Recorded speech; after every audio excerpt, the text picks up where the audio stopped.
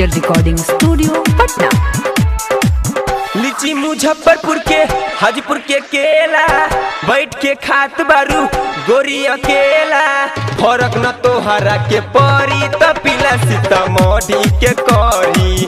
दिने पर दिन देह बरी त पीला सीतामढ़ी के करी। लीची मुजफ्फरपुर के हाजीपुर के केला बैठ के खात बारू गोरी अकेला। फरक न तोहरा के परी त पीला सीतामढ़ी के करी। दिन पर दिन देह बरी त पीला सीतामढ़ी के करी।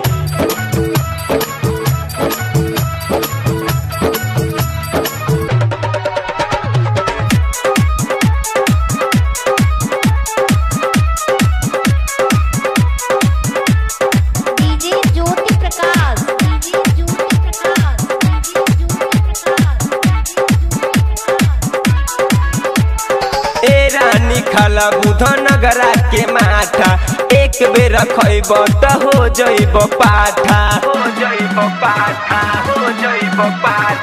ए रानी खाला बुधनगरा के माथा एक बेर खैब त हो जइब पाठा। तोहरा के लागी नहीं भूख पियास हो देखे में लगबू तू बारू झकास हो। दही में धोली हरियरी त पीला सीतामढ़ी के करी। दिने पर दिन देह बड़ी त पीला सीतामढ़ी के करी।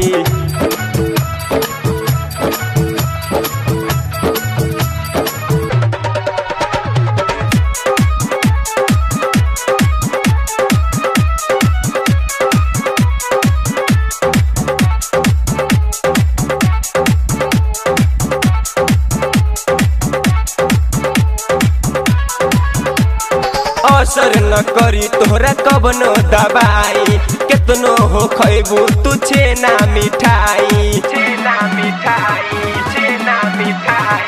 असर न करी तोहरा कबनो दवाई केतनो हो खैबू हो छेना मिठाई। सबसे शरीरिया उठे लहरिया जे देखे तोहरा के कहीं हो बढ़िया। खोज तू लगभर घरी त पीला सीतामढ़ी के करी। दिने पर दिन देह बड़ी त पीला सीतामढ़ी के करी।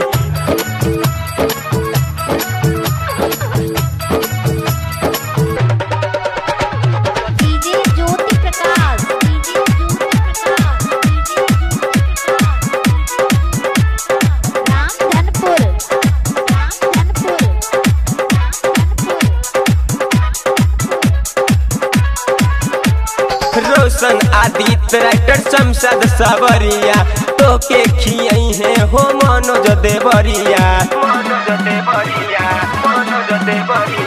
रोशन आदित्य राइटर शमशाद सावरिया तो के खियई है हो मनोज देवरिया। राम उमेद कृष्णा कहे गणेश हो तोरा जवानी के धली है रे सहो। आपस में जो नहीं लड़ी त पीला सीतामढ़ी के करी। दिने पर दिन देह बढ़ी त पीला सीतामढ़ी के करी। लीची मुजफ्फरपुर के हाजीपुर के केला बैठ के खात बारू गोरी अकेला। फरक न तोहरा के परी त पीला सीतामढ़ी के करी। दिने पर दिन देह बड़ी त पीला सीतामढ़ी के करी। लीची मुजफ्फरपुर के हाजीपुर के केला बैठ के खात बारू गोरी अकेला। फरक न तोहरा के परी त पीला सीतामढ़ी के करी। दिने पर दिन देह बड़ी त पीला सीतामढ़ी के करी।